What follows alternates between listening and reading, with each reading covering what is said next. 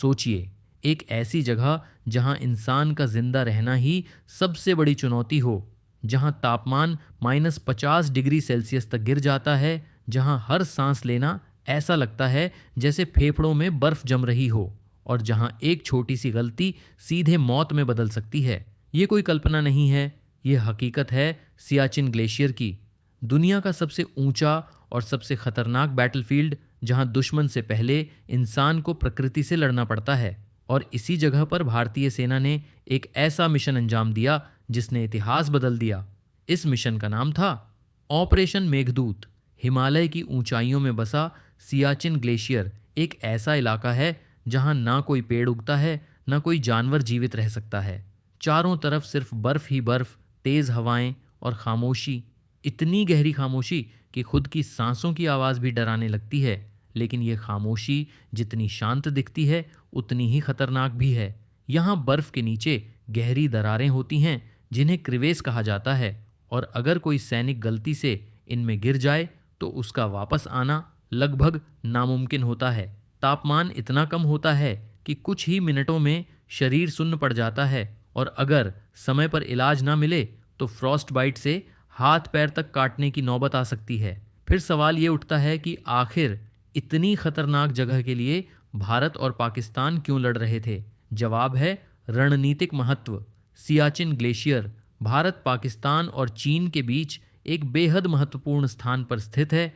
जो देश इस पर नियंत्रण रखता है वह पूरे क्षेत्र पर नजर रख सकता है और दुश्मन की हर हरकत को ट्रैक कर सकता है।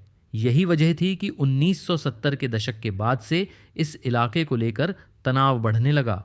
1972 के शिमला समझौते में जब भारत और पाकिस्तान के बीच सीमा रेखा तय की गई तो एनजे 9842 नाम के एक पॉइंट तक ही लाइन को स्पष्ट रूप से डिफाइन किया गया। उसके आगे बस इतना लिखा गया, thence north to the glaciers, यानी आगे की सीमा स्पष्ट नहीं थी। यही एक लाइन आगे चलकर एक बड़े विवाद की जड़ बन गई। पाकिस्तान ने इस एम्बिग्विटी का फायदा उठाना शुरू किया। उन्होंने विदेशी पर्वतारोहियों को परमिट देना शुरू किया ताकि दुनिया को यह दिखाया जा सके कि सियाचिन उनका हिस्सा है। ये एक चाल थी, एक मनोवैज्ञानिक युद्ध। लेकिन भारत ये सब चुपचाप देख रहा था। भारतीय सेना और खुफिया एजेंसियां लगातार पाकिस्तान की हर गतिविधि पर नजर रख रही थीं।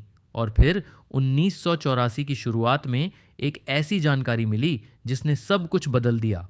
खुफिया रिपोर्ट्स के अनुसार पाकिस्तान सियाचिन पर कब्जा करने के लिए एक बड़ा ऑपरेशन प्लान कर रहा था। अगर पाकिस्तान पहले वहां पहुंच जाता तो भारत के लिए उस क्षेत्र को वापस लेना लगभग असंभव हो जाता। अब भारत के पास समय बहुत कम था, या तो इंतजार किया जाता या फिर एक साहसी फैसला लिया जाता। और भारत ने दूसरा रास्ता चुना, पहले हमला करो। ये फैसला आसान नहीं था क्योंकि इसका मतलब था दुनिया के सबसे खतरनाक इलाके में अपने सैनिकों को भेजना, जहां जिंदा रहना ही सबसे बड़ी चुनौती थी। लेकिन भारतीय सेना ने यह जोखिम उठाने का निर्णय लिया और यहीं से शुरू हुआ ऑपरेशन मेघदूत।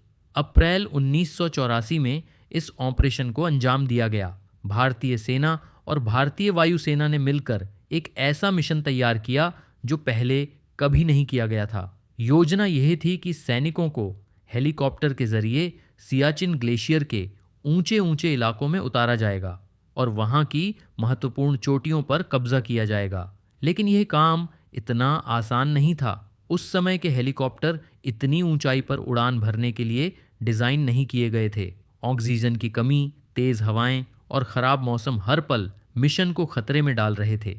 लेकिन भारतीय पायलट्स ने हार नहीं मानी। उन्होंने अपनी जान जोखिम में डालकर सैनिकों को एक एक करके उन ऊंचाइयों तक पहुंचाया जहां इंसान का पहुंचना लगभग नामुमकिन था। जब भारतीय सैनिक सियाचिन पहुंचे तो उनके सामने सिर्फ दुश्मन नहीं था, असली दुश्मन था प्रकृति। हर कदम पर खतरा था। बर्फ के नीचे छिपी दरारें, अचानक आने वाले हिमस्खलन और लगातार गिरता तापमान, इन सब के बीच सैनिकों को आगे बढ़ना था। कई बार ऐसा होता था कि बिना एक भी गोली चले सिर्फ ठंड और मौसम की वजह से सैनिकों की जान चली जाती थी। लेकिन इसके बावजूद भारतीय सैनिक पीछे नहीं हटे। उन्होंने हर मुश्किल का सामना किया और धीरे धीरे एक एक करके महत्वपूर्ण चोटियों पर कब्जा करना शुरू किया। इस ऑपरेशन का सबसे अहम हिस्सा था टाइमिंग। भारत ने पाकिस्तान से पहले ही सियाचिन की ऊंचाइयों पर कब्जा कर लिया था। जब पाकिस्तान की सेना वहां पहुंची तब तक भारतीय सैनिक पहले से ही मजबूत पोजीशन में थे। यह एक गेम चेंजर साबित हुआ। ऊंचाई पर बैठे भारतीय सैनिकों को नीचे से आने वाले दुश्मन पर स्पष्ट बढ़त मिल गई और यही बढ़त आगे चलकर भारत की जीत की सबसे बड़ी वजह बनी। ऑपरेशन मेघदूत के दौरान भारतीय सेना ने सियाचिन के कई महत्वपूर्ण पॉइंट्स जैसे बिलाफोंडला और सियाला पास पर कब्जा कर लिया। ये जगहें इतनी महत्वपूर्ण थीं कि इन्हें कंट्रोल करने का मतलब था पूरे ग्लेशियर पर नियंत्रण। पाकिस्तान ने कई बार इन इलाकों को वापस लेने की कोशिश की, लेकिन हर बार उसे असफलता ही हाथ लगी।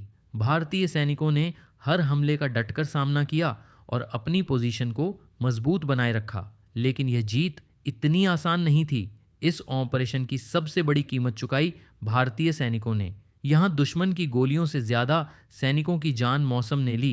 एक्सट्रीम कोल्ड, ऑक्सीजन की कमी और लगातार खतरनाक परिस्थितियों में रहना, ये सब किसी भी इंसान के लिए असहनीय है। लेकिन भारतीय सैनिकों ने इन सब के बावजूद अपनी ड्यूटी निभाई। उन्होंने ये साबित कर दिया कि असली ताकत सिर्फ हथियारों में नहीं होती, बल्कि हिम्मत और जज्बे में होती है। आज भी सियाचिन ग्लेशियर पर भारतीय सेना तैनात है। ये दुनिया का सबसे ऊंचा बैटलफील्ड है, जहां हर दिन एक नई चुनौती लेकर आता है। सैनिक महीनों तक अपने परिवार से दूर, बर्फ के बीच जान की बाजी लगाकर देश की रक्षा करते हैं। यहाँ तैनात हर जवान एक ही मिशन के साथ जीता, ए देश पहले। और यही भावना ऑपरेशन मेघदूत की असली ताकत थी। ऑपरेशन मेघदूत सिर्फ एक सैन्य ऑपरेशन नहीं था, ये एक संदेश था।